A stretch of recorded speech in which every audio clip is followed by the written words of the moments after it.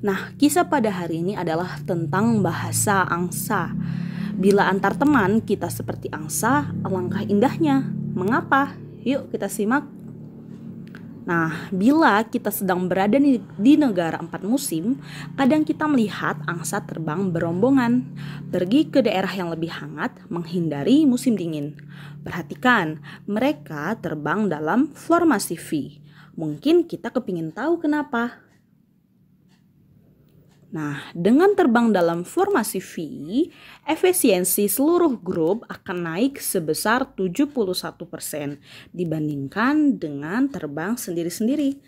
Kenapa seperti itu? Karena ketika kita terbang beramai-ramai, tenaga yang kita gunakan akan lebih sedikit daripada kita bekerja sendiri ketika kita terbang sendiri, seperti itu. Nah, pelajaran pertama dari kisah angsa ini adalah bekerja secara tim, bergerak ke arah tujuan yang sama, membuat kita mencapai tujuan lebih cepat dan lebih ringan. Tentu saja seperti yang Ibu bilang tadi anak-anak Ibu, bahwasannya ketika anak-anak Ibu bekerja secara kelompok akan lebih mempersingkat waktu, akan lebih mempermudah kalian dalam menyelesaikan sesuatu. Tetapi perhatikan, kerjasamalah dalam hal-hal yang baik dan hal-hal yang positif. Bukan berarti kalian kerjasama dalam mencontek ketika ujian. Walaupun sama-sama untuk mempermudah, tetapi gunakanlah kerjasama hanya pada kegiatan-kegiatan yang positif. Selanjutnya, ketika salah satu angsa meninggalkan formasi, apa yang terjadi? Nah, angsa tersebut akan mengalami daya tahan udara yang lebih besar dan kesulitan terbang sendiri. Karena tekanan udaranya semakin besar ketika dia terbang sendiri dibanding ketika dia terbang beramai-ramai. Makanya dibutuhkannya lah kerjasama tim. Nah, selanjutnya, akhirnya angsa itu dengan cepat kembali ke formasi untuk berbagi efek terbang dalam formasi. Tentu saja agar lebih efisien, agar lebih gampang. Makanya kerjasama dilakukan dalam hal-hal kebaikan demi memudahkan kalian dalam menyelesaikan sesuatu. Nah, selanjutnya pelajaran kedua dari kisah ini adalah selalu kompak di dalam tim yang bergerak ke satu tujuan akan membutuhkan lebih sedikit energi, akan lebih mudah dan lebih menyenangkan untuk mencapai tujuan, dan setiap anggota akan merasa berkewajiban untuk menolong sesama. Ketika kalian bekerja sendiri, tentu kalian memiliki tanggung jawab diri sendiri. Kalian memiliki beban sendiri.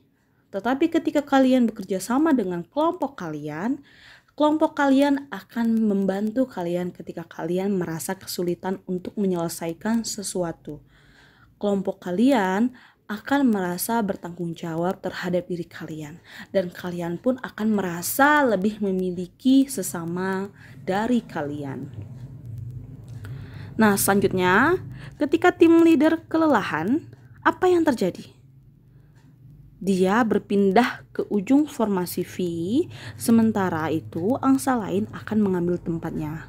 Nah, tadi kan tim leadernya, ketuanya berada paling depan. Tetapi ketika ketuanya capek, maka ketuanya akan pindah ke ujung dan akan diganti oleh angsa yang lain.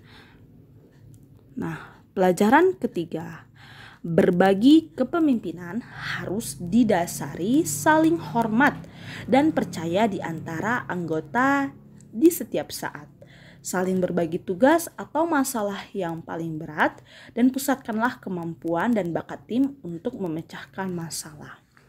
Jadi, jangan iri. Tidak masalah jika misalnya kalian sebagai tim leader harus mundur untuk beberapa saat ketika kalian capek atau kelelahan. Bisa diganti oleh teman kalian. Dan ini harus didasari oleh rasa percaya antara diri kalian dengan diri teman kalian dalam satu kelompok. Oke, anak-anak Ibu.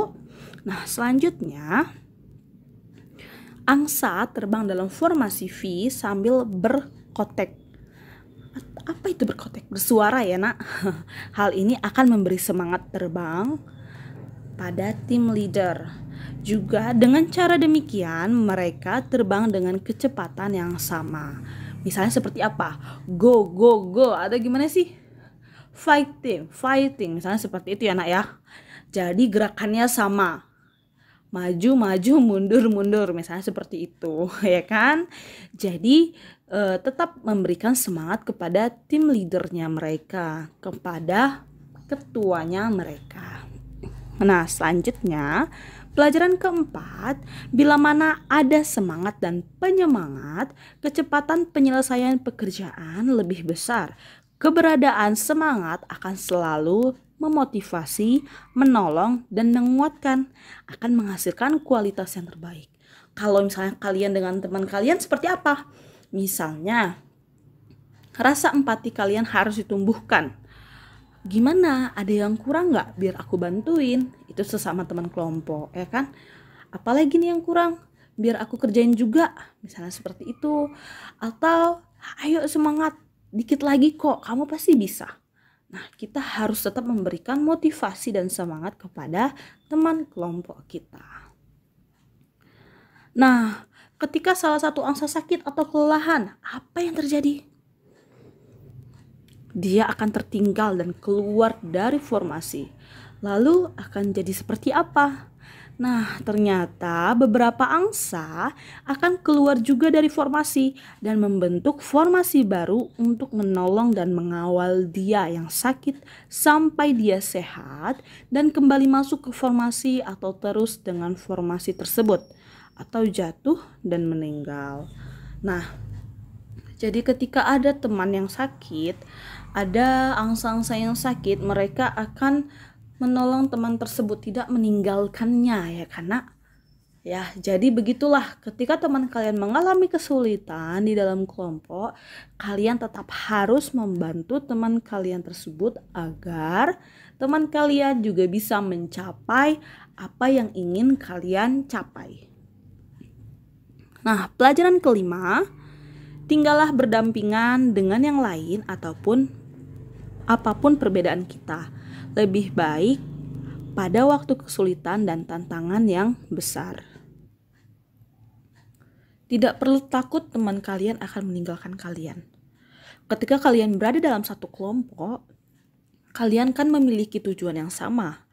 Jadi kalian akan saling memiliki, akan memiliki rasa saling menolong, akan memiliki rasa saling menjaga. Yang artinya kalian akan tetap berdampingan dengan teman kelompok kalian. Sampai pada tantangan-tantangan yang lebih besar, kalian akan menyelesaikan masalah-masalah tersebut. Nah, jika kita kompak dan saling mendukung, jika kita menjiwai kerjasama yang baik, melupakan perbedaan masing-masing, maka kita akan selalu dapat mengatasi tantangan. Jika kita menyelami arti dari persahabatan, dan kita selalu bersedia untuk berbagi bersama sahabat kita, bersama teman kita, hidup akan lebih berarti dan kita akan melewati waktu mendatang dengan kebahagiaan. Jadi, kita dan sahabat kita sebagaimana mata dan tangan. Ketika tangan kita terluka, mata kita ikut menangis. Ya kan? Jadi ketika teman kita sakit, kita akan ikut bersedih untuk teman kita. Seperti itu anak-anak ibu. Semoga dari pembelajaran bahasa angsa ini kita dapat mencari banyak makna yang bisa kalian ambil untuk dapat kalian pergunakan dalam kehidupan kalian sehari-hari. Semoga anak-anak ibu bisa menemukan sahabat-sahabat yang bisa membawa kalian dalam kebaikan-kebaikan. Oke anak-anak ibu, semoga apa yang ibu sampaikan hari ini bermanfaat buat kalian. Akhir kalam, assalamualaikum warahmatullahi wabarakatuh.